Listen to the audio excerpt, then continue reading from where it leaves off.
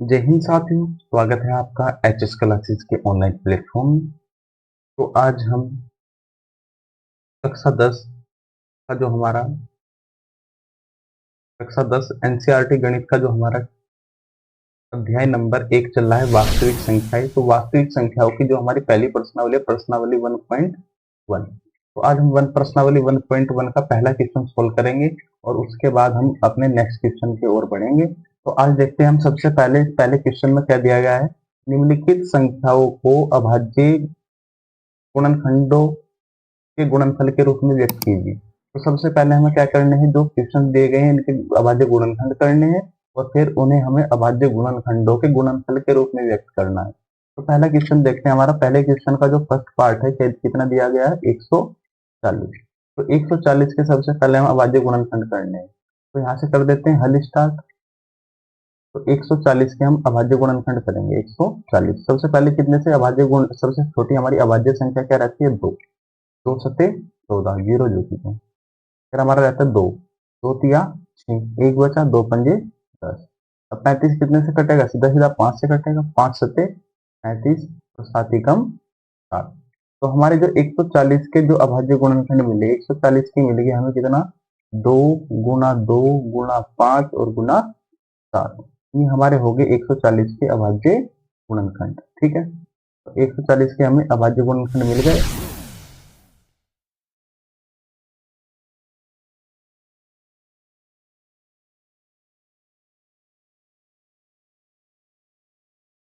140 के अभाज्य गुणनखंड ये होते हैं।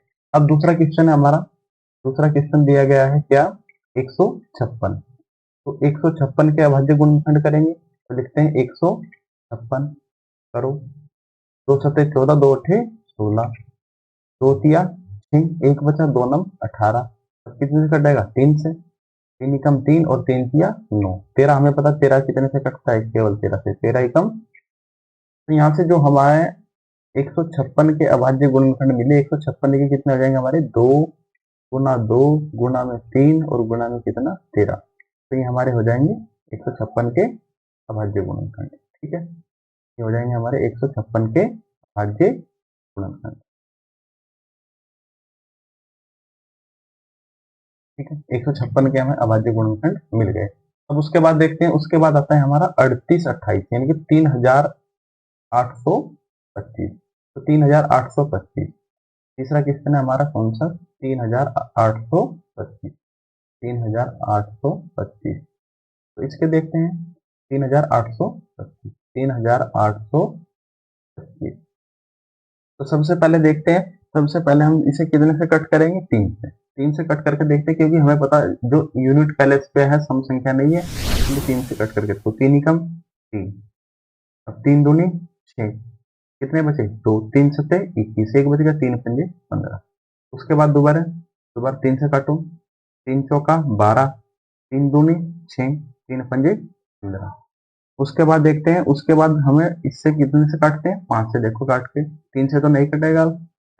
5 अठे 40, तो बचा पंजे पंजे 25। उसके बाद दोबारा 5 से, 5 ही कम 5, 5 सत्ते 35। उसके बाद हमें पता 17 कितने से कटता है, केवल 17 से। 17 ही कम 17। तो यहाँ से जो हमारे अभाज्य गुणनखंड मिले किसके, 3825 के जो हमें अभाज्य गुणनखंड मिले, वो कितने मिले, 3 गुना 3 गुना में 5 गुना में 5 और गुना में 17। तो यही हमें किसके गुणनखंड मिले, गुणनखंड मिले हमें किसके भाई, ये गुणनखंड मिले हमें 3825 के। तो 3825 के जो हमारे पास गुणनखंड मिले, कितने हो गए, 3825 के गुणनखंड हुए हमारे। ठीक है, 3825 के गुणनखंड मिले। 3 गुना 3 कितने, 3 गुना 3 गुना 5 गुना 5 और गुना 17। तो ये हमारे अभाज्य गुणनखंड होगी किसके, 3800। तो अगली संख्या हमारी रहती है, अगली संख्या क्या है हमारी, अगली संख्या हमारी देखते हैं क्या है। अगली संख्या दी गई है हमारी नंबर 4 पर, कितना है, अगली संख्या हमारी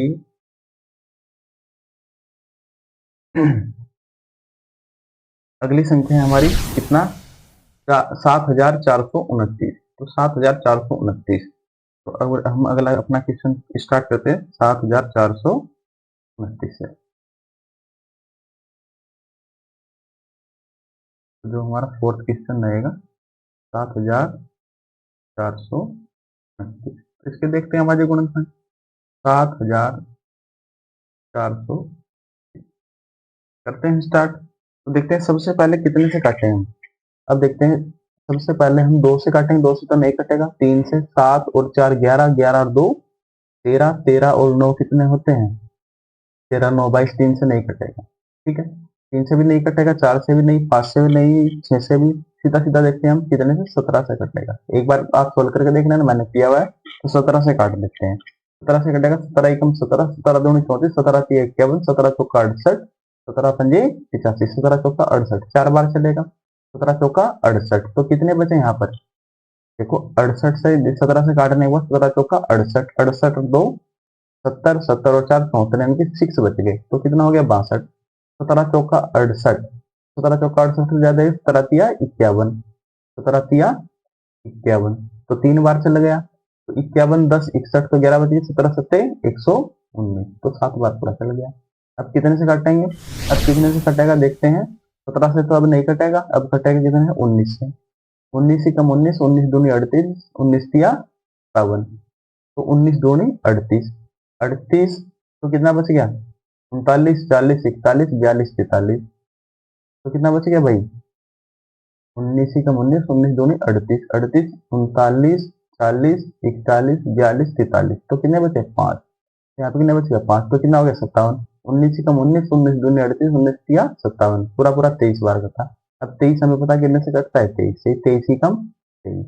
तो यहाँ से जो हमें 7429 के जो फैक्टर मिले वो कितने मिल गए, वो मिले हमें कितना 17 गुना 19 और गुना में कितना 23। ये इसके हमें अभाज्य गुणनखंड मिल गए।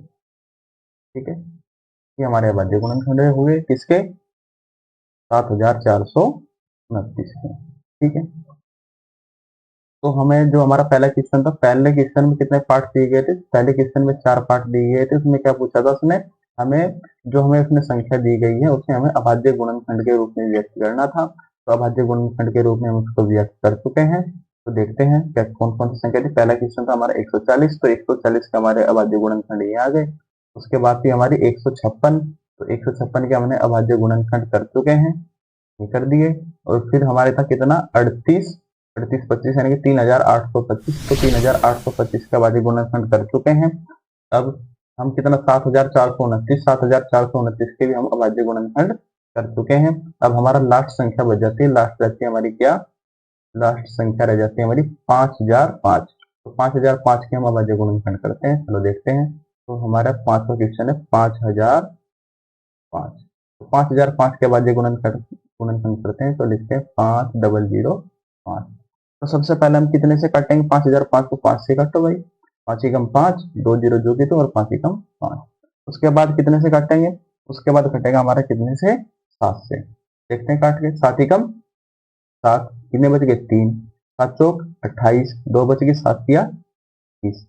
फिर कितने से काटे, फिर इसको काटते हैं हम, देखो 7 दूनी 14 तो कटेगा नहीं। अब काटो कितने से 11 से, 11 एकम 11, तो 3 बचे, 11 तिया 33। उसके बाद सीधा सीधा 13 से काटेंगे, 13 एकम 13। तो यहाँ से जो हमारे इसके 5005 के जो अभाज्य गुणनखंड मिले वो कितने मिल गए 5 गुना 7 गुना 11 गुना 13। तो ये हमारे इसके क्या रहते हैं अभाज्य गुणनखंड रहते हैं। ठीक है, तो हमारे 5005 के अभाज्य गुणनखंड मिल जाते हैं। तो यही हमारा क्या जाता है इसका आंसर हो जाता है। ठीक है, तो हमें हमारा जो पहला क्वेश्चन था वो कंप्लीट हो जाता है। जो अगला हमारा पार्ट आएगा उसमें हमारा क्वेश्चन नंबर 2 को सोल्व करेंगे। उसके बाद हमारे ऐसे ही सारे क्वेश्चन सोल्व करते चलेंगे। ठीक है, तो आज के लिए इतना ही रखते हैं।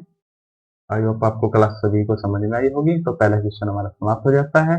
तो पहला क्वेश्चन जो हमारा था, पहला क्वेश्चन हमने क्या कर दिया कंप्लीट कर दिया अपना। पहला क्वेश्चन हमारा समाप्त हो गया। 140 भी हो गया, 156 भी हो गया, 3825 भी होगा, 5005 भी होगा, 7429 भी पूरा पूरा कंप्लीट हम कर लेते हैं अपना क्वेश्चन।